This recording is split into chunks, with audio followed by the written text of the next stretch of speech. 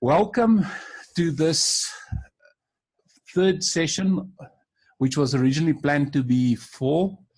But this morning when I was speaking to Sjoerd, just based on the amount of information that we wanted to share with you tonight, we actually found out that we could probably add another few webinars to this series, and we probably are going to. So keep an eye on the invitations or on the notifications, because there's probably going to be one or two more sessions planned beyond the four that we originally scheduled. I think just to start with, if we just do what we always do at the start of these sessions and just bring our attention to the present moment. So I would like everyone, wherever you are, just to sit back and relax for a moment and just maybe close your eyes and just take a deep breath in and just join me in this affirmation. I am centered. I am open to whatever may arise. I am aware of everything within me and around me. I am connected to all of the resources that I have and all the resources that everyone around me on the session have. And I'm willing to hold this space to see where this evening will go and the outcomes that we will achieve. And just take in another deep breath and out. Welcome. I'm going to ask Sjoerd, my colleague from the Netherlands, to kick off this session, and we will swap and we will pursue the different topics around the tools of the hero this evening. So Sjoerd, without further ado, over to you. Okay, thank you very much, Francois. Can everybody hear me fine? Again, maybe in the chat and okay. Then we can continue. Yep. Thanks. Yes. Okay. Then we can loud and clear. Good. That's how I meant it to be. Good. Thank you very much, Francois, for the introduction, and good evening to you all. And well, now it's finally my turn to make a contribution to this webinar series. And guess what? Francois asked me if I could tell a story about one of my failures in life. A story of a journey I have abandoned. So, well, okay, let's start with that. Here we go. It is October 2011. I take you back a few years, and I decided to leave the rat race of corporate life behind me and start my own business. The reason for that was that I could not find satisfaction in my job anymore and was really seeking for purpose in my life. Although it was well paid, the job, I was feeling empty. I was gossiping with my colleagues about our operational director, and I could not find joy in my work anymore. I guess I wasn't a pleasant person to be around at that time. I didn't feel appreciated, and ideas I brought forward were ignored, and I had to leave that job. It totally drained me. I answered the call to leave my regular world behind and started off as an entrepreneur. This is not the journey I have abandoned, but it is strongly related to that one. A short introduction to my entrepreneurial journey. As I said, I started in 2011, October, and was full of anticipation of what was coming. And unfortunately, 2012 started awful, with me diagnosed with cancer. The doctor who was sharing this news told me he wanted to remove my colon, something that happened to my mother as well about 30 years before. I was completely blown away by the thought that I would have to continue the rest of my life with a colostomy bag, a plastic bag outside the body, collecting the waste normally flowing into the colon. I've seen how it impacted my mother's life, and I would do everything to prevent me having this bag outside my body. All kinds of thoughts rushed through my head. and I really didn't have a clue about how to sail through this storm. Long story short, I survived, and so did 50% of my column.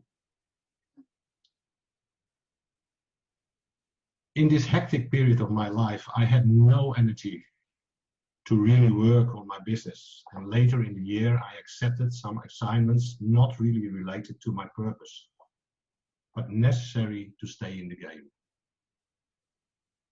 In 2013, I was still trying to find the right direction for my business.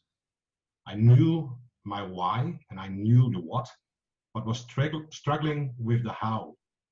I wanted to learn how I could make my business successful.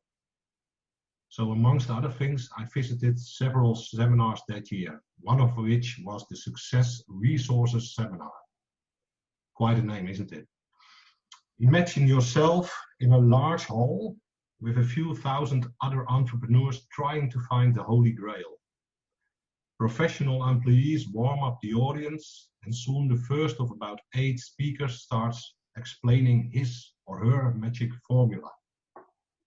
A well-crafted sales pitch touching the buy button, resulting in entrepreneurs running to the tables to buy this once-in-a-lifetime offer to boost their business. Several other speakers would follow, and with my limited financial resources, I carefully listened to what they had to offer. I ended up buying 3 promising programs that day, costing me about 5,000 euros. Let's have a look at one of them. Introducing my abandoned journey, the call to adventure. One of the programs that I've bought and started working with was a program in domain name trading. You buy a domain name in an online auction and sell it with a healthy profit, either in auctions or to people or companies related to that name who could be interested in buying that domain name for their website. There was a strong call to action from the speaker, and he got me thinking. I heard a call to adventure.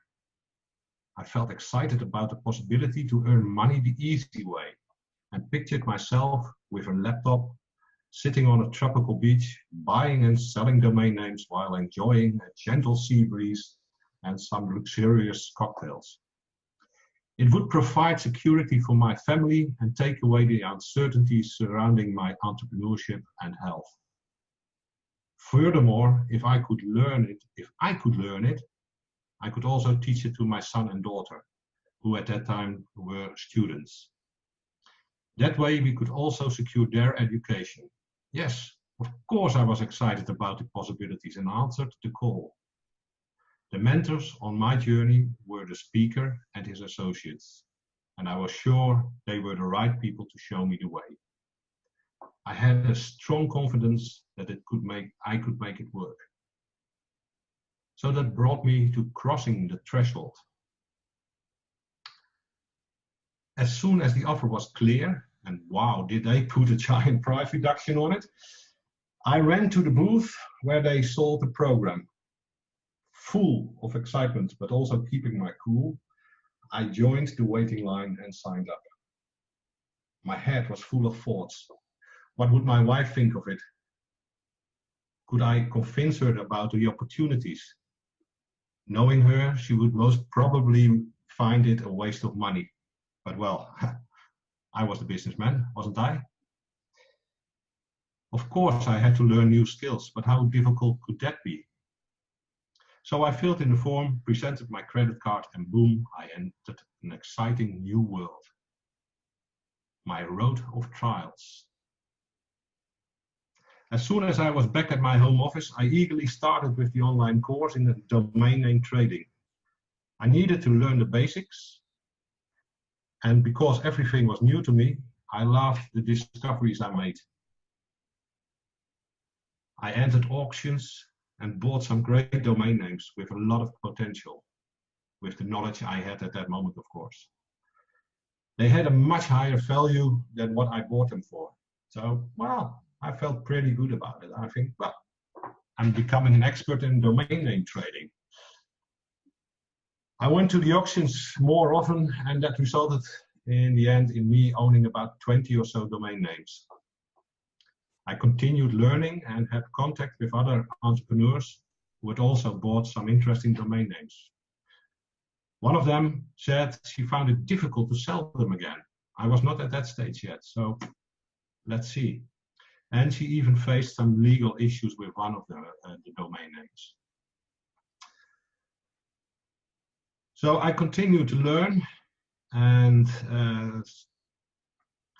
thought by myself, is this going to work? So I was a bit uncertain at that moment, and yeah, I looked for ways to sell the names again because I only have bought them and there was no income yet. So did I try hard enough? The only way to find out was working harder on it. Try harder, but no results, nothing. I didn't sell one single domain name. Try harder, find different ways. I neglected my core business and spent too much time trying to sell domain names. And soon I found myself in the abyss. I had painted a picture to my family about this opportunity, and now I proved I could not deliver on it. I felt awful about it. I was a failure, no doubt about it. My ego, it was hurt. I was not good enough to make this happen. And suddenly the whole domain name trading business didn't appeal to me anymore. I was disappointed and frustrated that I spent so much time and money on a dead-end street and decided to get rid of all these domain names I had bought. I made an abrupt stop. This journey was not meant for me, so I thought. I had to redirect my attention to my core business again. So, exit journey and some reflections on lessons learned. Was this journey really not meant for me? Or were there valuable lessons in it? Looking back, I realize that I'm a bit impulsive. If you ask my wife, she would say a bit. And that is not always helping me to make the best decisions. I'm too easily convinced about opportunities. I'm a real opportunist and should take more time to test my assumptions. Of course, I wanted to create a financial security for my family, but I realized that there were also shadows playing a big role as well. One shadow called laziness, easy money, and the other greed, getting so much money by selling domain names. And they told me this was easy money and that I would be a fool not to grab this opportunity. In order to find fulfillment in my life, I now know that I should pay more attention to all my emotions and triggers before I answer or refuse a call to adventure. There are many calls every day, every week, and you really have to choose your calls wisely. What will I answer and what will I refuse?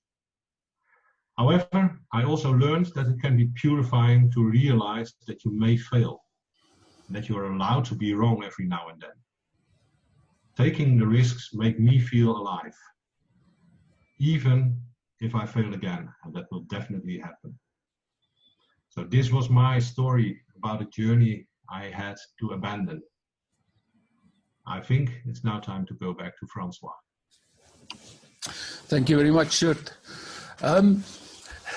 One of the interesting things about a pattern like the hero's journey is how we look back at the stories of our life and use those stories in a way that makes sense to us. And what we do with something like the hero's journey is by fitting our story to the pattern of the hero's journey, we create a whole new awareness of the adventure we've been through. And as you could have heard there from Sjoerd towards the end, he was telling you what he learned about himself, what he learned about actually willingly entering into a journey. So I'm going to start talking about the strengths of the hero, and tonight we will focus specifically on the strength of awareness. But let's just quickly play some context. What I will say to you is that all the strengths that you see here, some of them we will talk more about in other webinars. So I created this representation of the strengths of the hero using a wheel. Okay, right in the middle is the concept of principles that the hero chooses to live by. Okay, and it's very important to decide the principles you live by, because that creates for you the foundation from which you create your life. And if you sit back and you think this is a weird way of looking at life, it's actually not that uncommon as you might believe. If you look at major religious or philosophical frameworks, the rules or the principles of thought and the behavior often are central to the practice of the philosophy of the religion. Some examples include the 10 Commandments of Christianity. If you look at Buddhism, they've got the Four Noble Truths and the Eightfold Path. And I'm sure if you think of the way that you live your life, there's lots of these core principles that sit at the root of your life. And our values and beliefs are often directly created and driven by the principles we choose to live by. Now, unfortunately, in most cases, our values and beliefs exist on an unconscious level. And we exist and behave almost as if we are on autopilot most of the time. And if we wanted to bring the values and beliefs to consciousness, we have to spend time through investigation and the practice of awareness techniques, which will then allow us to bring our values and beliefs to a conscious level and allow us to develop a deep understanding of why we behave the way we do. So I'm going to challenge you to, just for a moment, just think about a value that is important to you.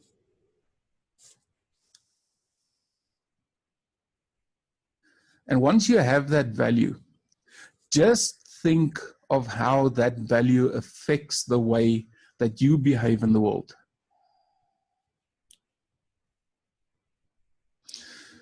And I'm sure as you scan through your memory, you'll find examples of how you behave that is consistent with that value.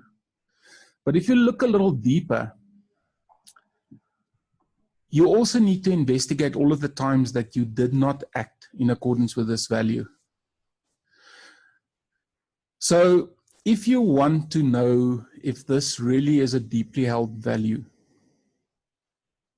you need to understand whether your behavior is more consistent with this value or not. Okay. Now, Sydney Banks, who was a famous human potential development teacher, starting from around about the 1970s until his death in 2009, he stated that there are only 3 principles that guide humanity. And he classified them as follows. He talked about universal mind, which is the bigger intelligence about all things in existence. Then he also talked about universal consciousness, which is the awareness of the existence of life, which is literally infinite. And then he also talked about universal thought, that which creates reality. Now, without delving too deeply into these concepts, it can become a whole webinar on its own. He taught that our minds allow us to learn everything about our existence as human beings. Firstly, our consciousness, which makes us aware. Then thought, which allows us to make sense of all of this and guide us through life. Okay. And as an analogy, the principles we choose to live by is the intelligence of our life. And our awareness of what happens inside, outside, and in the world is consciousness. And our thoughts create our perception of the world. So reality, the reality that we see around us, is a creation of our thoughts. Now, if you sort of put those principles into ideal practice, the impact is that positive principles will lead to positive thoughts, which in turn will create positive experiences. Okay. So getting back to our wheel, the first spoke in this wheel is awareness, or it is our consciousness of how we experience the world. We're going to be spending significant time on awareness a little bit later. So I'm going to leave it until then. The next spoke in the wheel is presence. And for those that have been attending all of the sessions so far, you will recall that every session we actually start with a little exercise to bring us to presence. Because to know what is happening in your life, it's very important to be present in the moment, in this moment. And I'll talk a little bit more about that later. The hero also needs patience, especially if you're on a new adventure, especially if you've answered a call to adventure and you feel out of your depth.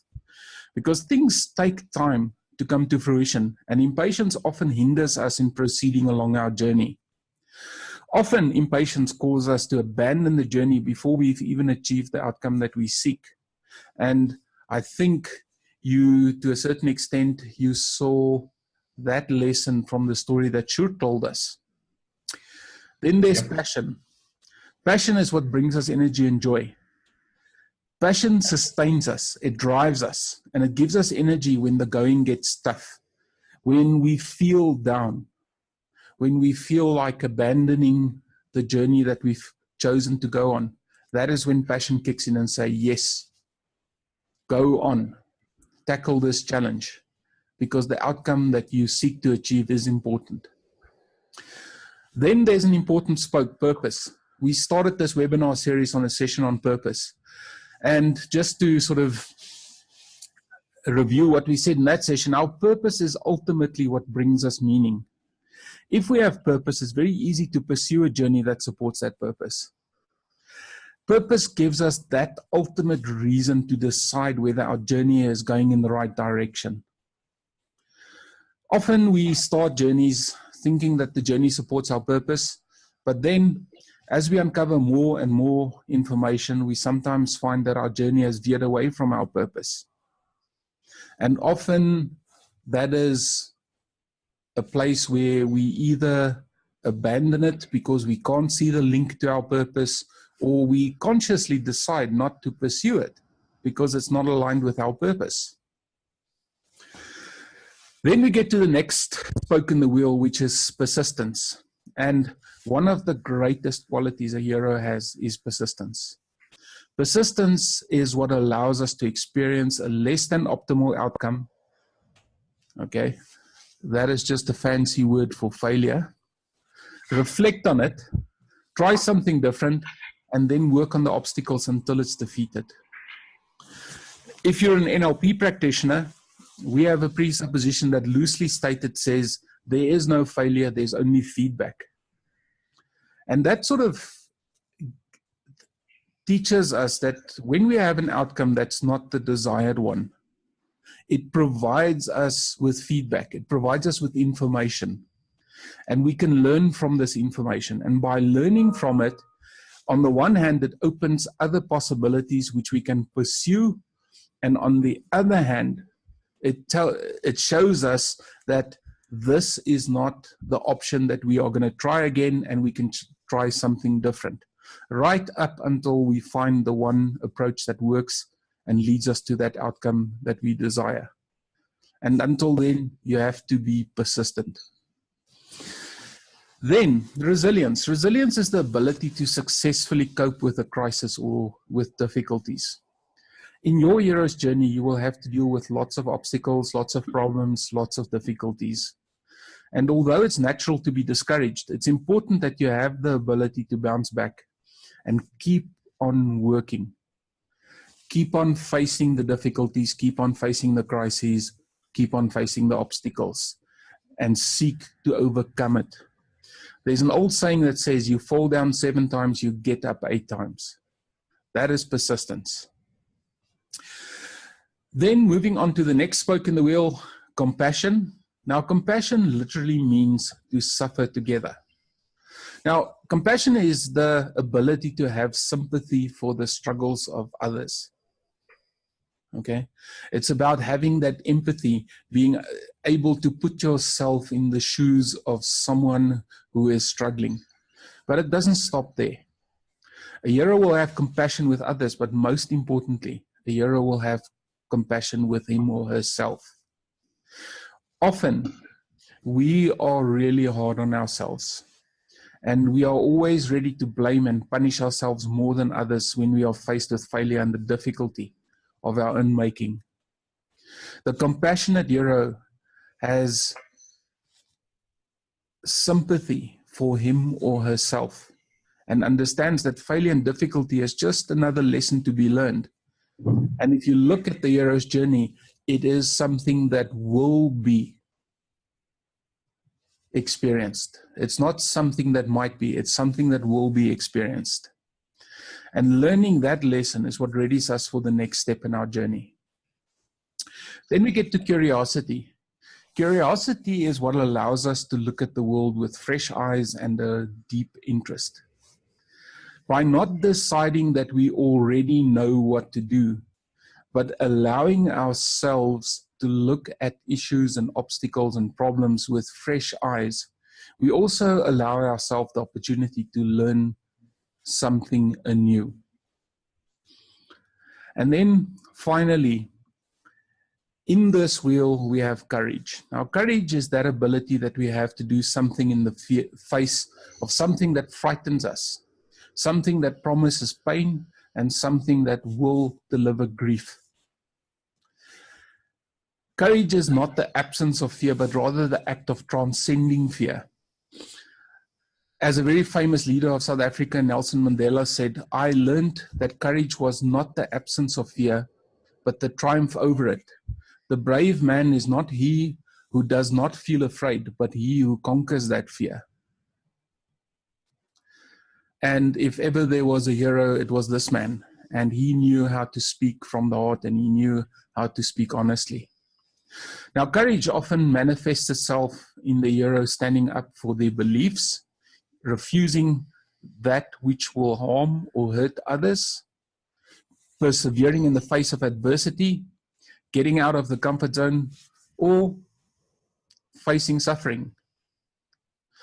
Like I said, in subsequent webinars, we will actually expand on these qualities, but for now, the one that we really want to focus on is awareness.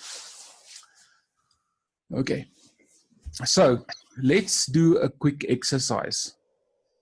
Now, before we go on, you may need a notebook and a pen for this exercise. So what I'm going to do is I'm just going to give you a moment to gather that if you don't have it.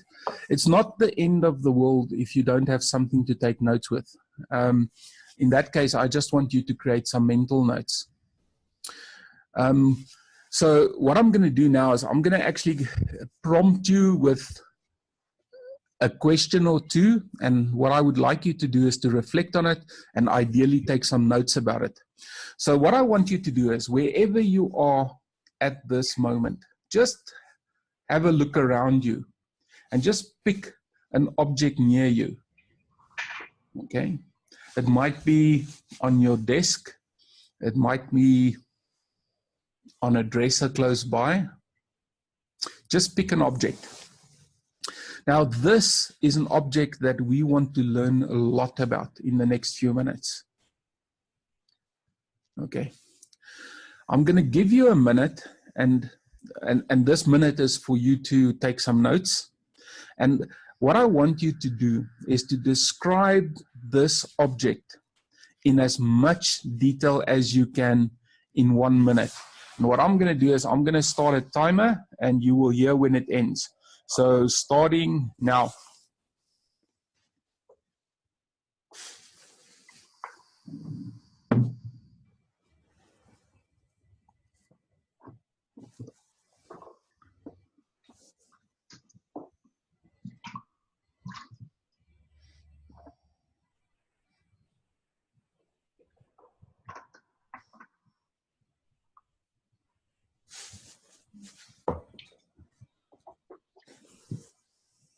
Thirty seconds to go.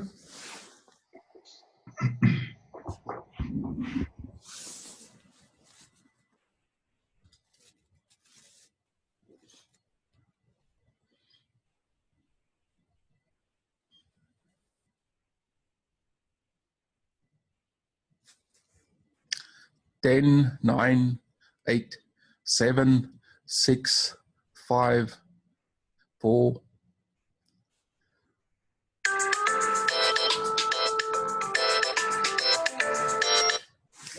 Okay. Now what I'm going to ask you to do is to take another minute and describe in even more detail about this object. And what I want you to do is to focus specifically on what you've not yet described before. Okay, I'm going to give you another minute starting now.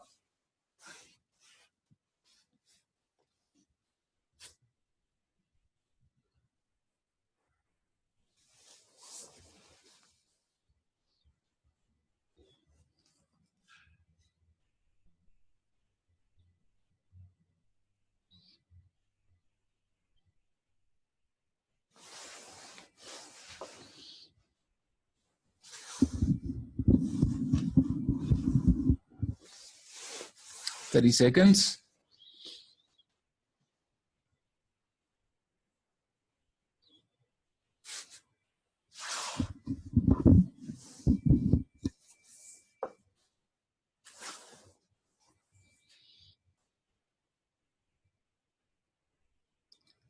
Ten, 9, 8, 7, 6, 5.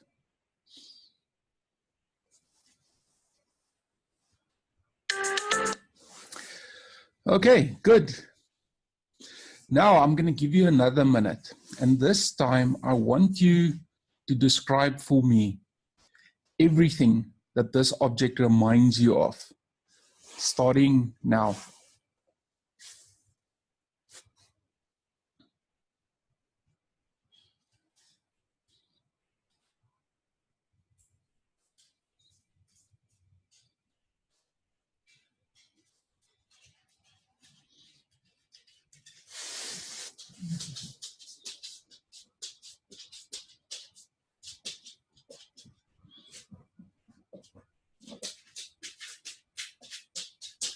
30 seconds.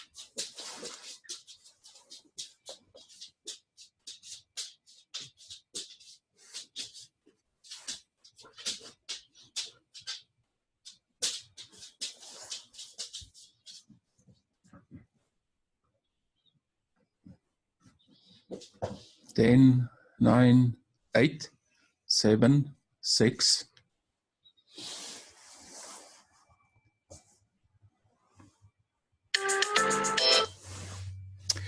Good. And finally, just one more.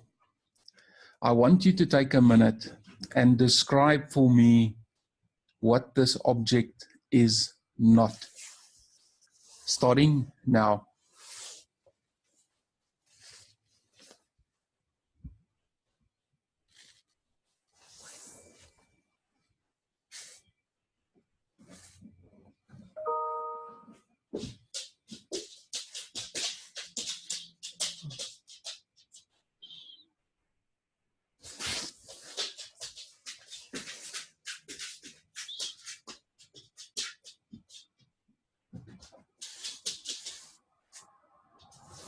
Thirty seconds.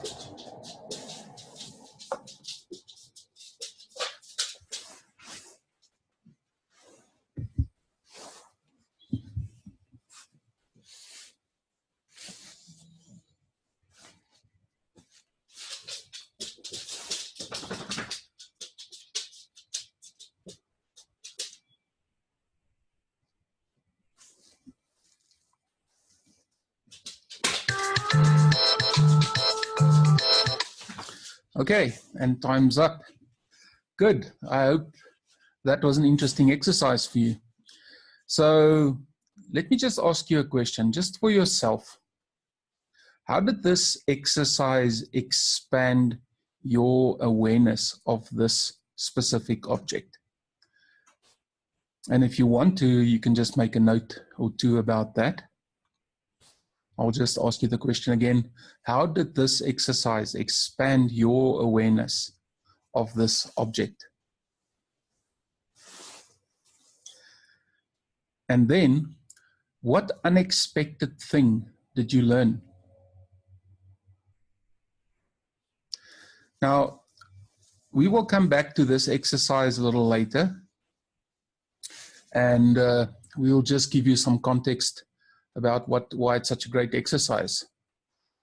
Okay, so part of our hero's journey is developing our awareness, and that is done directly so that we can see how we are moving forward and progressing in the hero's journey. So I'm going to share with you some ideas on developing awareness. And we're going to start with the first one, which is to slow down. Normally during the day, we are in such a hurry that we typically don't notice much of what's happening inside us, all around us. There's such a rush, there's such a hurry. So as such, a massive amount of information are lost to our reality. But that does not mean that what we miss is insignificant. So the question is, how can we pay attention? We slow down. And you can start slowing down simply by starting to slow down your thoughts and your actions as you go about your daily tasks.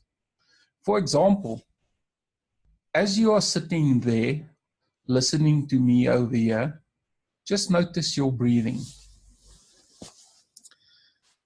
And on your next in-breath, just notice where it stops before the out-breath starts.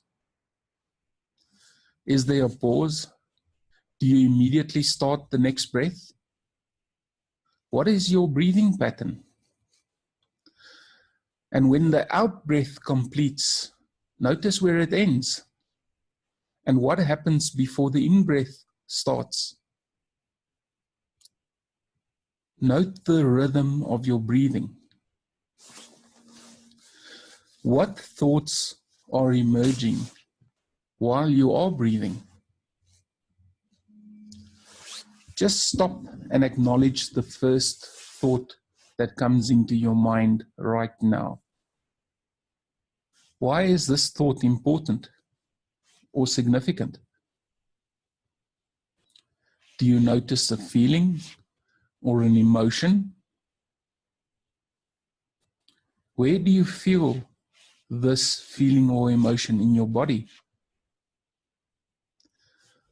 And how does that feeling or emotion resonate with your thoughts?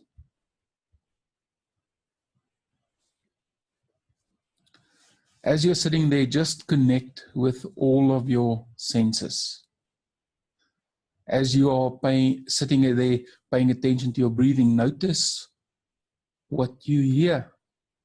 Not only me speaking from your speakers or headphones, but also the sounds in the background. Become aware of the taste in your mouth, the taste on your tongue.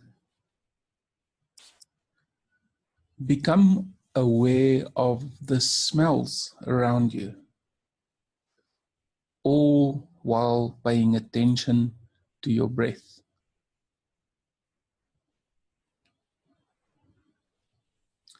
And what are you aware of now that you were not a minute ago?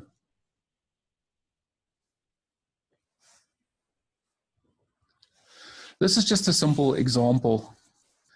By slowing down, you become mindful of the sensations that pass through you. And if you practice it a little bit, it soon becomes second nature. You can also use your own sensations as a trigger for slowing down. When you notice a particular emotion that sort of shows up in your mind or in your body, for example, a surge of excitement or anger or delight, just slow down and experience that emotion. And before you react, see what that emotion wants to tell you. You know, we are so used in the modern world to experience an emotion and just before you even think, react on it.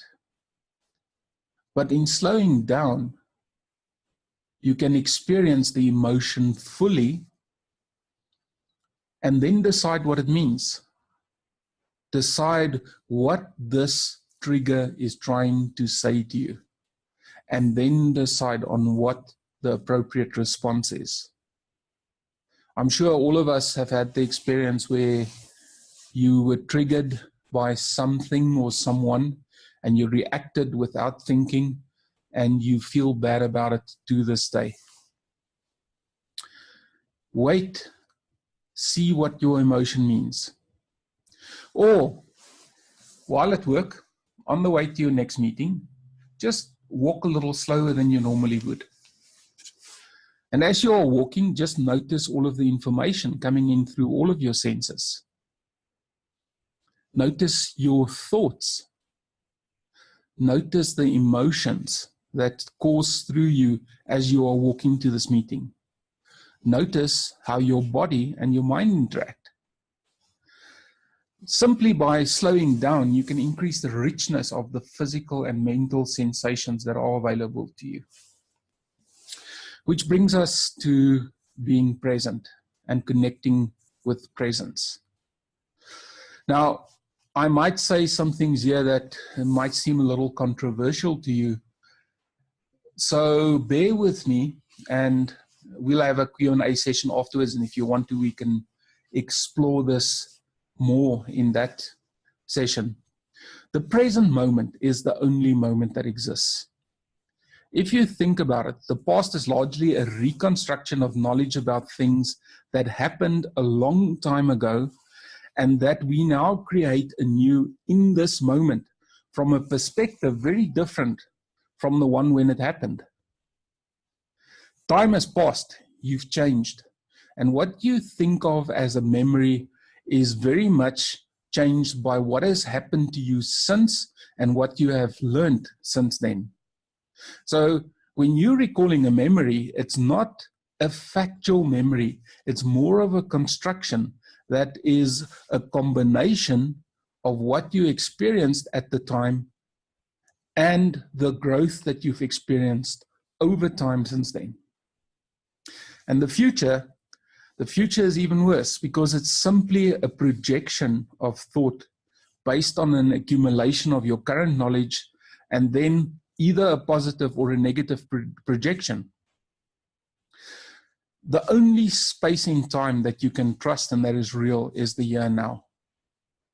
Now, often in this busy world that we live in, we disregard the here and now, and we indulge in time traveling to either a fictitious constructed past or an equally fictitious projected future. Now, something that's really important to understand is the body is always in the present moment.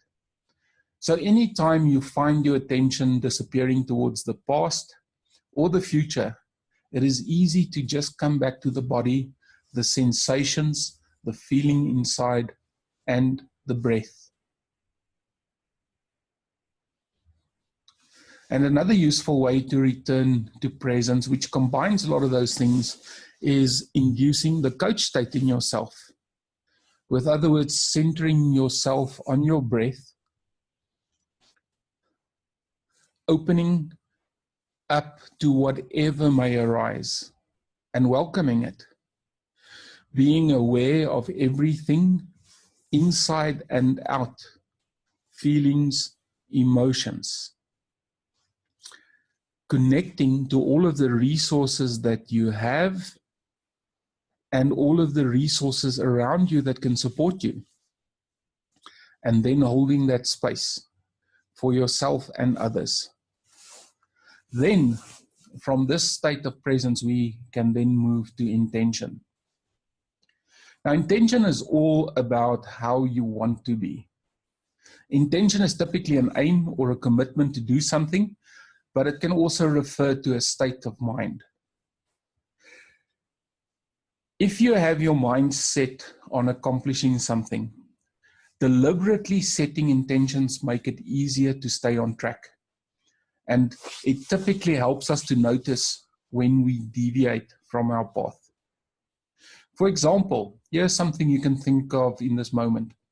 What was your intention in attending this webinar tonight? Now, without speculating on your behalf, it may have been because you were interested in learning something new. Okay? It might have been that something in the past triggered your interest and you wanted to see if we were going to pursue it. Now, consider for a moment, what purpose does that intention serve? So if you look at this intention that you had in attending this webinar tonight, what is the purpose that that intention serves? And then more importantly, does that intention align with your higher purpose, whatever that may be? By consciously seeking intentions before you act, you plan for alignment with some purpose. And what you would have learned from the first webinar, purpose is something that we uncover all through our lives. Now, as soon as you notice that your actions do not support your intention, you can then change direction. It's as simple as that. When you start focusing on intention, you will quickly notice when the intention serves you and when it doesn't. When the intention does not serve you, change it. For example, you may start with an intention, I will succeed. Now, over time, as you walk into difficulties and you learn more about life, that intention may change to something different. And it might even take this form. I want to succeed and I will embrace all learning experiences, whether positive or negative. So it's natural for intentions to change. Now, the second intention is a lot more open to the possibility of learning, not only from the perspective of succeeding, but also embracing less than optimal outcomes or failures. Okay, let's do another quick and simple exercise. I'm going to ask you to just sit back and relax, and then just focus your attention on your breath again. Breathing in and out. Breathing in and out. And I would like you to now drop a question into your mind, just like you would drop a pebble into a pond. And the question is the following one. What is my intention with the hero's journey? And just like a pebble in a pond, notice any ripples or sensations in your body or in your mind. Be patient. Watch. Observe your thoughts. See the images or the sensations as they arise. Resist the urge to analyze or rationalize your answers at this moment. Okay. So I'm going to ask you to drop the question in again. What is my intention with the hero's journey?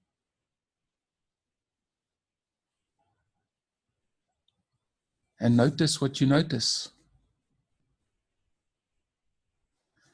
And once more, drop the question in again. What is my intention with the hero's journey? And just notice what comes up.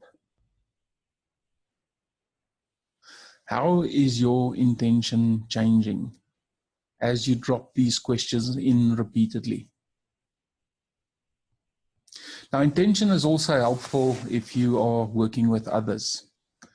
It is useful not only to set your attention ahead of time, but also to seek out what the intention of others are.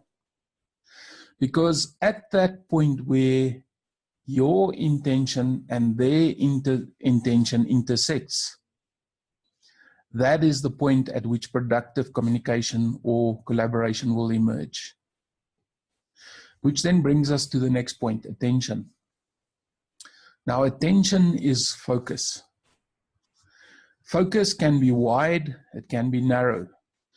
Depending on the lens through which you fixate your attention, your focus will change. Now, in our awareness, there are different types of attention. The first is alerting attention. And that sort of refers to the kind of situation where some sort of signal catches our attention and we focus on that signal. For example, a sound like a cell phone catches our attention and we involuntarily focus on something new. It distracts us from where our focus was. Okay. Then the second type of attention is orienting attention. And that's the focus on one thing to the exclusion of others. Okay. This typically requires concentration and is much slower and much more effortful.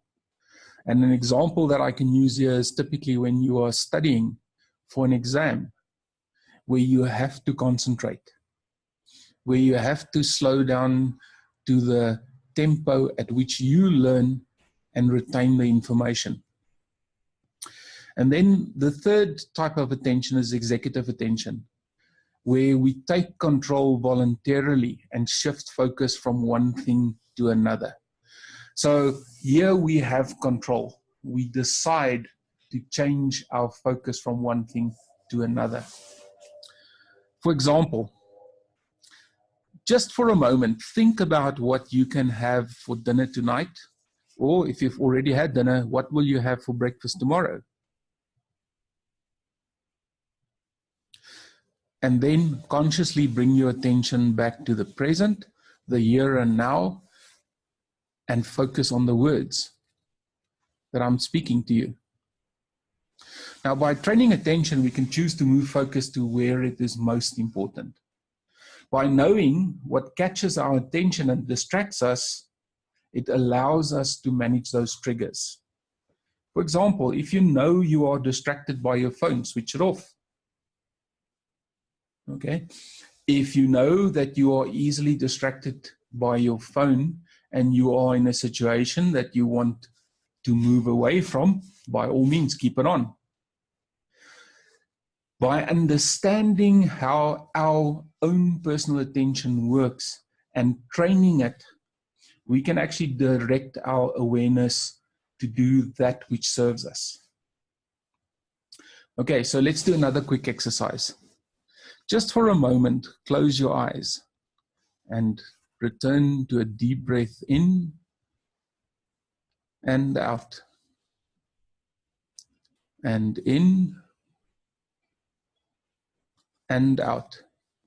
And just as you're sitting there, just become aware of your left hand. Just notice the sensations in your left hand. Notice those little twitches, almost like energy is running through it. And now move your attention to your left elbow while still keeping attention on your left hand.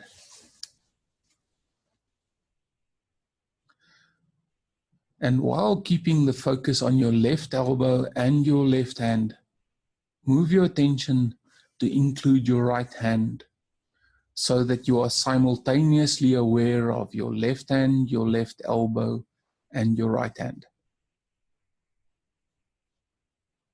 And then come back to the here and now. What this little exercise teaches you is that attention is where you focus within the lens of your intention. It's about keeping focus and then completing the work necessary for reaching the outcome of your intention. You can almost think of attention as a spotlight. You can move your attention. You can decide either to focus very narrowly or widely. When you were focusing on your left hand, which you can still be aware of, I could have asked you to just focus on the tip of your thumb and just notice the sensations on the tip of your thumb. Or I could ask you to focus a little more widely and focus on all of your left arm. becoming aware of your hand flowing up your forearm into your elbow, flowing up into your shoulder. So what I'm saying to you is you can actually control your focus. And it is subject to change, like, for example, a distraction or an emotion, a phone ringing. We can use our attention to deliberately, our attention and our focus to deliberately bring things into the foreground while things are still happening in the background. When I asked you to focus on your right hand, I didn't ask you to stop focusing on your left hand and your left elbow. Now let's for a moment reflect on how all of these concepts fit together. Now, if I may get poetic for a moment, awareness is like a flower blooming. Now, by practicing your awareness, it will slowly open up. And over time, it will stretch and it will expand. But unlike a flower, it will keep on expanding and expanding and expanding. So to summarize, in order to develop your awareness, you have to slow down. Connect with the present moment. Understand your intention for what it is that you want to accomplish. And then pay attention by focusing on the correct actions to achieve your success and your learning within the lens of your intention. Now, in the exercise that we started with the object, we set an intention, although you might not have noticed it at the time, but our intention was to learn as much as possible about an object. We then focused on describing that object in detail. We moved our attention to what the object is, then we moved it to a more detailed view, and finally, we moved our focus to what this object is not. And hopefully this created for you a new awareness of this object, even if it was a really mundane object or seemed mundane when you started. Now, in your hero's journey, awareness is one of the most potent tools that allows you to notice what is happening. It shows you what is not working. It shows you what you should change and how you can change direction. By engaging and expanding your awareness, you can mine the stories of your past, and you can see how the hero's journey plays out. Sjoerd gave us a brilliant example of how one of his stories played out. Now, by choosing not only stories of success, we also have to extend ourselves and pick those stories of failure. Okay? You can distill an incredible amount of invaluable lessons that will prepare you for the next time that you hear a call to adventure. Every single journey that you go on, whether you abandon it or complete it, teaches you lessons, gives you learnings that serve you going forward. Okay, so let's go back to Sjoerd. Wow, I'm still here. Good to hear. Quite a story, Francois.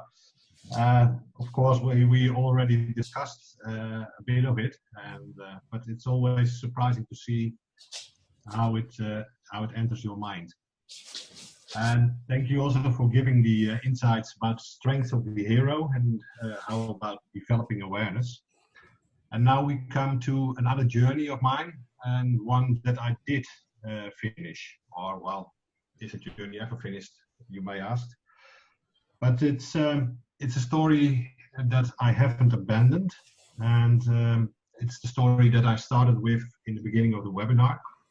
And yes, this is the point that I decided to leave corporate life and started my own business. It's not the point at where the call to adventure was, but I will tell you about it. So reflecting on my life so far, this journey just had to happen. I refused the call on several occasions, maybe just because I was too afraid to leave a safe world behind. But however, this didn't make me much happier, not at work and also not at home. I still wasn't the best version of myself, and I was complaining about the company and was full of self-pity and not being able to progress my career. So the call wasn't completely clear to me yet, but something was happening in my mind. It was developing. So I come to the call to adventure. I kept looking around for opportunities outside the organization as well as inside the organization, and tried to figure out what kind of activities did energize me. I knew what didn't, but I wanted to find out what did energize me. So I went to a seminar where one of my leadership heroes, Stephen Covey, was speaking. Stephen Covey is the writer, the author of many books, amongst which the world bestseller, The 7 Habits of Highly Effective People. And he was speaking there. I read the book for, I think, about 10 to 12 times before I was there, and I was full of anticipation. And yeah, well, he didn't disappoint me. It was an extremely nice and good experience, and I absorbed all the wisdom he shared and vividly recall one thing he said, and that comes back again and again. And he said, the best way to learn is to teach. So once more, the best way to learn is to teach. It felt as if he was talking to me directly, and that there were no other people in that room at that moment. It was a personal message to me. It hit me. I wanted to learn, so I needed to teach. That's it. This was what I was looking for. This was my call to adventure. It felt marvelous. It was tantalizing energy going through me, and I just wanted to start right away. All anger and frustration I had about the situation at work disappeared, and my head was flooding with thoughts and ideas. I had to start making plans as soon as I would be back in the office. So the next day at the office, I was still full of energy and still full of my experiences, and shared it with some of my colleagues and informed them that I was planning to give a training about the 7 habits of highly effective people and how that would help them. And I proposed to do 7 evenings of about 4 hours each and go through the habits one by one each evening.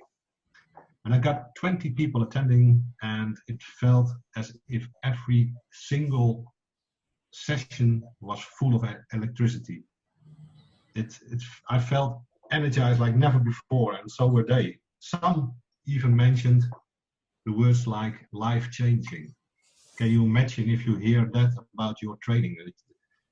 It was marvelous feeling. I haven't experienced that one before in my work.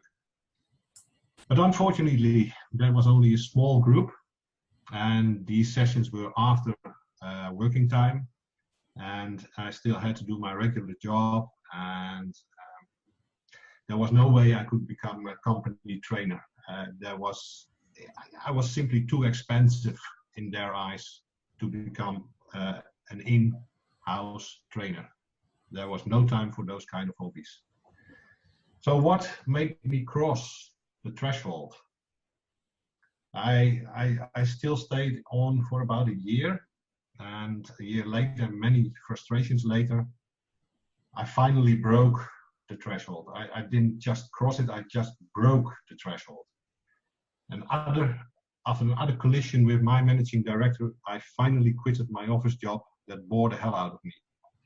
And I started my own training company, Trainovation. And the droplet that broke that bucket was my managing director wanting to give me my worst appraisal in my career. I thought I was doing well, but he really got me mad. I can't recall that I've ever been so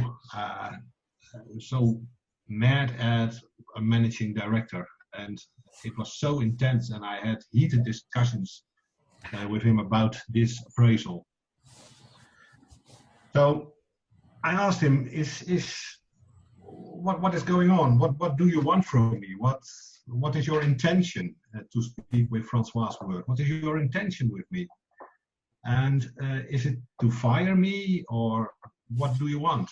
And what he wanted me to do is to squeeze myself in the box that was fit for my function, and that I had to do the work as my functional description said.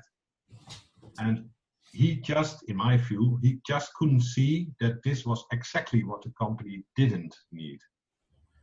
So from his hesitation to say that he was building a file to fire me, I said I need to take the rest of the week off, and I have to reflect on the situation and talk with my wife about it, and I come back to it.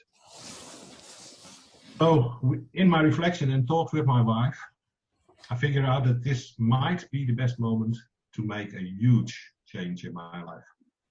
And of course, there were a lot of uncertainties. There was no fixed salary anymore. There's still a large mortgage on the house, and I had 2 young adult kids studying. So financially, we faced some big risks. So before really quitting the job, I didn't quit yet. I figured I need to negotiate. I negotiate my breakup with the company so that I have a start sum to work with my company. And yeah, well, we managed to find a middle way, and I got a sum of money to start my company. And yeah, that was my crossing the threshold. And if I look back at that time, I consider that managing director as the guardian of the threshold. He really put me to the test, and I had to break through it to start my journey and go on the road of trials. And I also thought maybe my wife was also kind of a guardian, but I realized that she is and was my most important ally. So on the road of trials, after crossing the threshold, I had to learn new skills. In corporate life, I was of course used to clear divisions of work and had employees working on all kinds of tasks, and now I had become a corporation of my own, a corporation of one, and I had to do all those tasks to myself. And furthermore, I had to learn new training and coaching skills, because that was going to be my core business. So the first 3 to 4 months were full of excitement and new discoveries, and I learned how to keep a good business administration, refresh my marketing and sales knowledge and skills, and bought all kinds of materials to really get started. I wanted to be prepared when my first customer came in. I started a 1-year program to become an innovative trainer and learn lots of new and exciting stuff.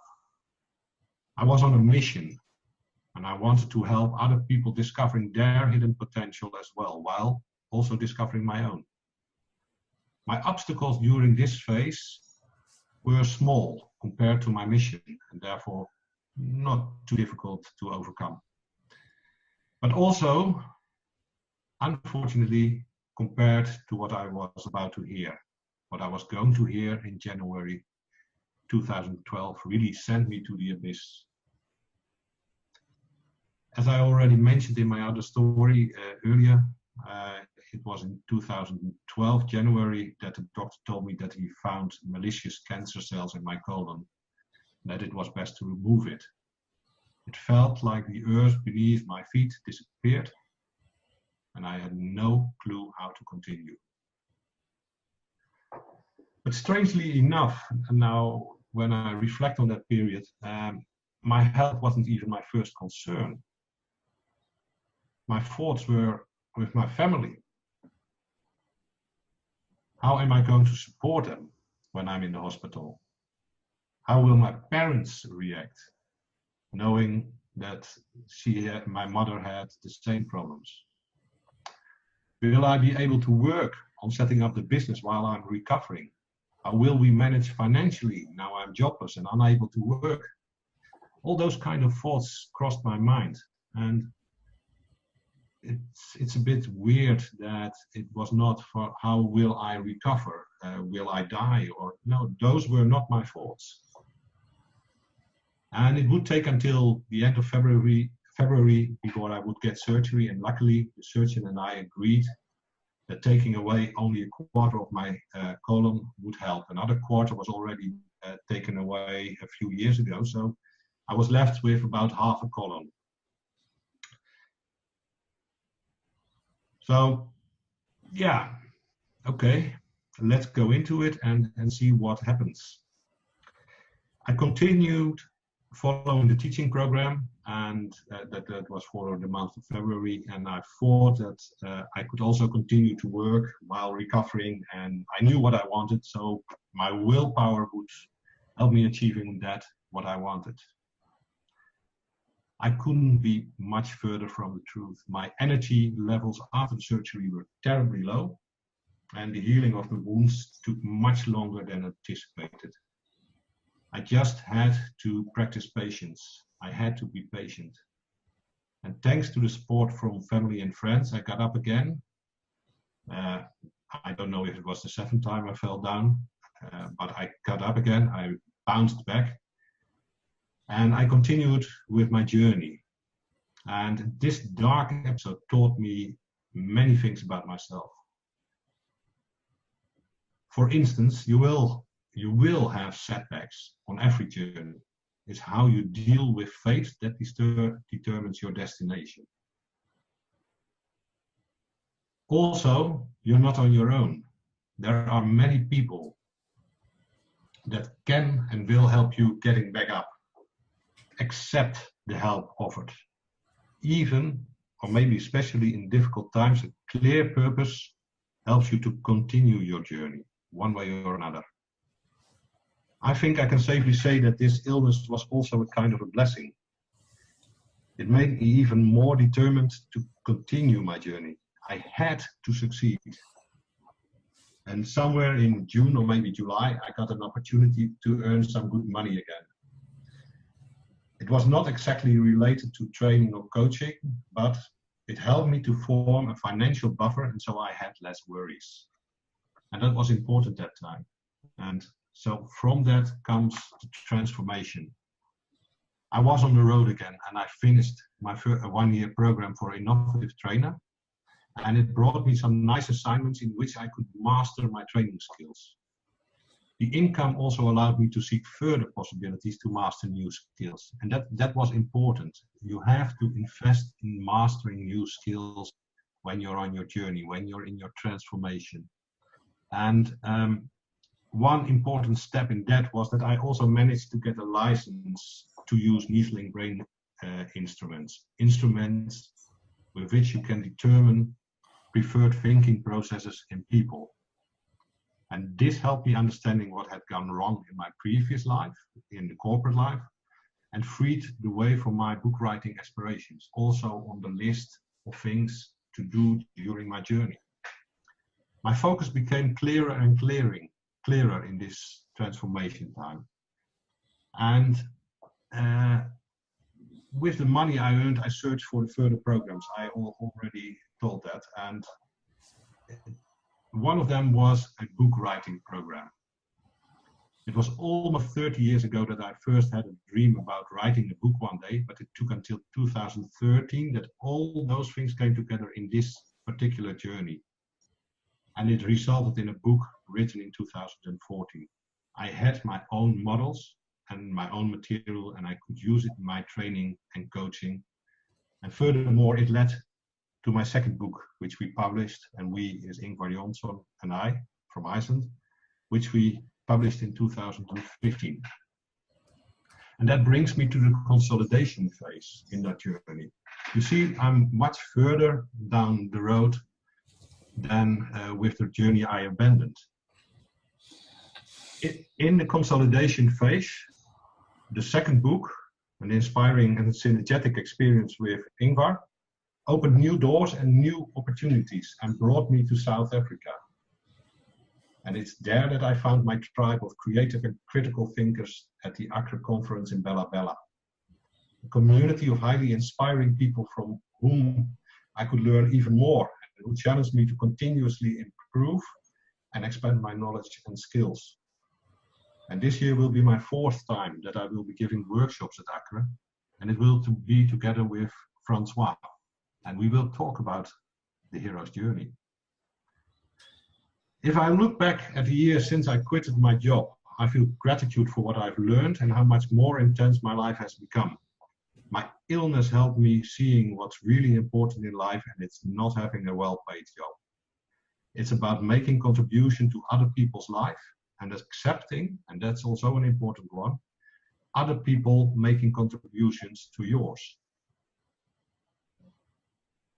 And that brings me to the return threshold. To me, now my purpose is clear. I want to continue sharing my lessons in life and help others discovering their true potential. And when I started my business back in 2011, I put a slogan on my business cards. Growing by sharing, it read. And at that time, I didn't realize yet how strongly it would connect to my purpose.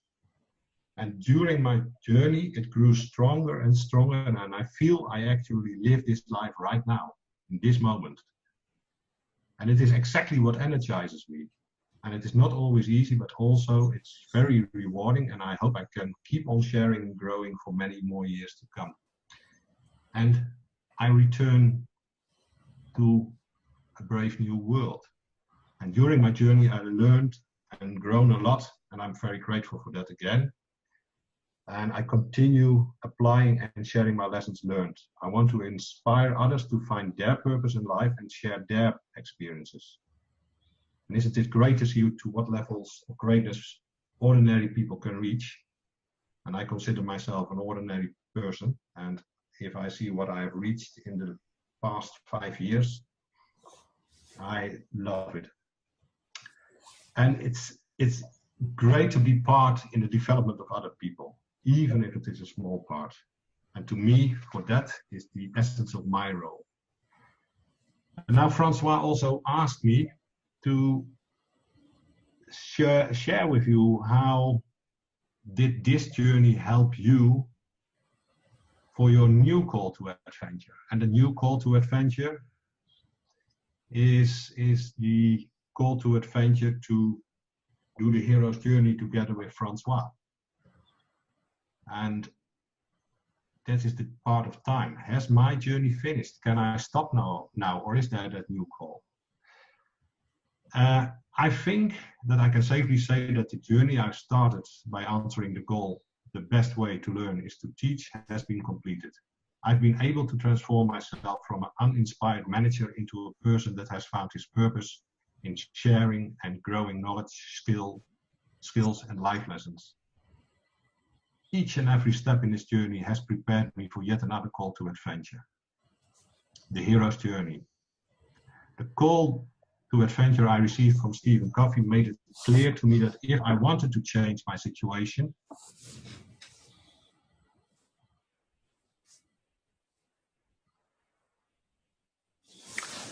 looks like we've lost Sjoerd. He'll be back in a moment. But what I can maybe do is just sort of just tie in on how this hero's journey connects to the building of awareness. As you would have seen from both the stories that Sjoerd told, he sort of created the story in the framework of the hero's journey, which makes the story easy to mine for knowledge and lessons. And one of the great things that allows us to do is to really extend our awareness. Too often when or something significant has happened to us, we sort of file that in our memories and we never ever look at it again. But by actively looking at the stories of your life, the journeys that you've been on, it actually gives you the possibility to extend and expand the awareness that you have about who you are and what you can actually do with all the knowledge that you've gathered over so many years. Now, what we'll be doing next week in our next session is to talk about how you can use the hero's journey, one, as an approach for self-coaching, or secondly, if you happen to be a coach and are interested, we can also talk about how you can use the hero's journey to take a coaching client through a journey of transformation for themselves. Okay, getting back, I'm going to open the microphones in a moment for some questions. I just want to refer you to 2 events that we are creating later in the year. There's a 5-day training, which is a signature event, which is a total immersion training from the 16th to the 21st of September. And then we've got another 5-day masterclass, which will just be a public course that happens from the 30th of September to the 5th of October. You can find out more about that on the website breakthethreshold.com. The conference that Sjoerd mentioned, ACRI, is a South African Creative Thinking conference. Happens here every year in October. And if you are interested to find out more about that, Sjoerd and I are speaking at that conference. We are not organizing that conference, but I can point you in the right direction. If creative thinking and creativity turns you on, that is absolutely the conference to go to. I went to my first creativity conference in 2002, and I've not missed one since. Okay, I'm going to open the microphones for everyone, and if there are any questions, feel free to jump in. Hello. Hello. Okay. I was back, Francois. You just muted me for 1 minute and took over the whole organization. Well, but you filled in nicely. Thank you for that. Yeah, either your story got too long or you dipped out of connectivity for a moment. I suspect it was the connectivity one. Okay, let's keep it on that one. Yeah. Okay, any questions? I think so it's Bridget here. I was completely mesmerized by both of you this evening, and I just want to say that in my mind you're both really heroes, and it's kind of taken a deep. I've had a deep connection with what you've done this evening, and I really look forward to next week or next time as well, because I just think it's something I can use in my own coaching career. I think I'm probably on that threshold of having to move over into my own journey, but thank you so much, guys, both of you. Thank you very much, Dave. Just by the way, Sjoerd and myself, we decided that the fifth session of 4 will be a live coaching session using the hero's journey. So if anyone is interested in discussing their great call to adventure and what the next step would be, you are very welcome to contact me and volunteer. So, sorry, Bev, I just jumped on your kind words. Bridget, it's fine. No, Bridget. Yeah. No problem. Okay. Okay. You're so used to hearing from me, Francois. Marlene. No, Bev. It's Bev, yeah. The real Bev. Oh, Bev. Sorry. Yeah. Okay. I see. You mistook Bridget for Bev, because I'm usually the first one to make a comment. Okay, my apologies to both of you, but I'm sure once you meet each other, you will find it was actually a compliment. Oh yeah.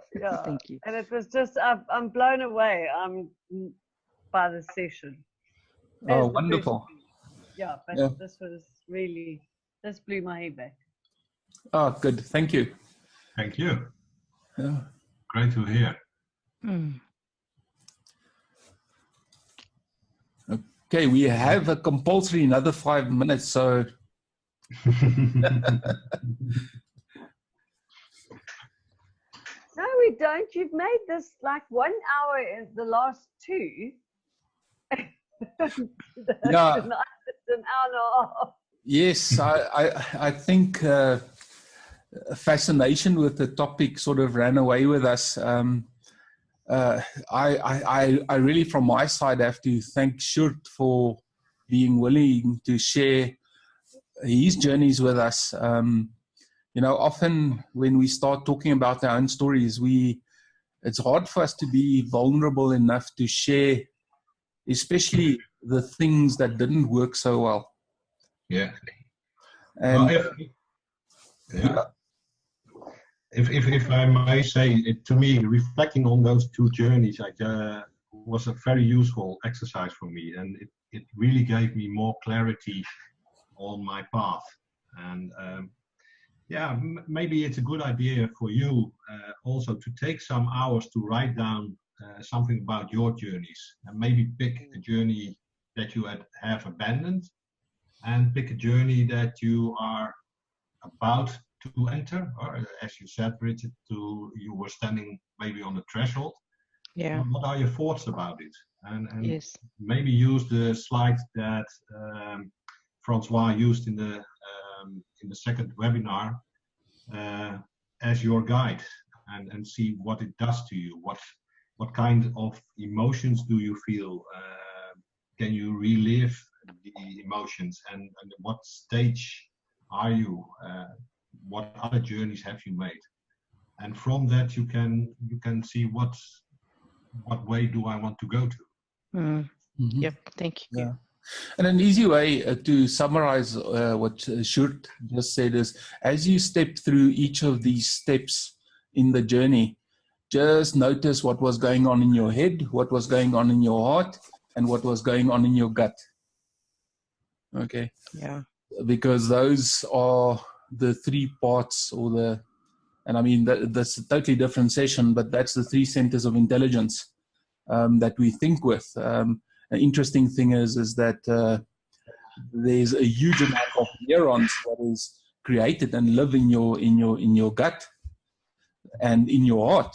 So you've got these two other brains, except for the one in your head, that you can actually use to experience fully these experiences.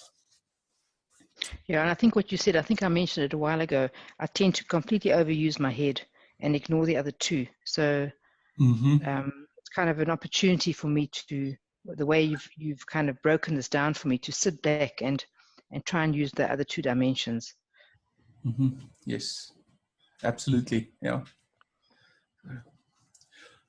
No, I just like to thank you. One light bulb moment I had was when you talked about awareness, and especially attention, which is focus, which I don't have.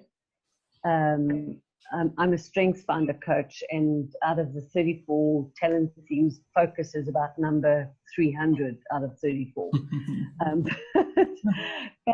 But what really, I know this is detailed, but what really was light bulb for me is that focus can be narrow or wide. And I've just got to accept that my focus is wide. It's not often narrow. So thank you so much for that. That has helped me enormously. Yeah. And of course, you know that you choose how narrow or wide your focus is. Yeah. It's not that you cannot focus narrowly or cannot focus widely. It's how you choose to focus, and yes. you will choose where the best benefit is for you. Yeah. So that was amazing revelation. Oh, good. Okay, last question. We're out of time. Anyone for last question? Well, if there's no other questions, I'm just going to say thank you very much for showing up. Thank you. From my side. Yeah, thank you for being open to what we were talking about. And thank you very much for a lot of friends and colleagues all over the world that showed up for this session tonight. I know it's not that easy to align yourself with the time zones, so from the bottom of my heart, it's really much appreciated. And I think then I'm going to give Sjoerd the opportunity, but that is the end for me, and I will say bye-bye, and I hope to see you guys in 2 weeks' time. Okay. Thank you. For sure. Okay, thank you all very much for sitting it through. It was a long sit, I think, 1.5 hours. And well, I hope to see you back in, to see you back in the participants box in 2 weeks' time.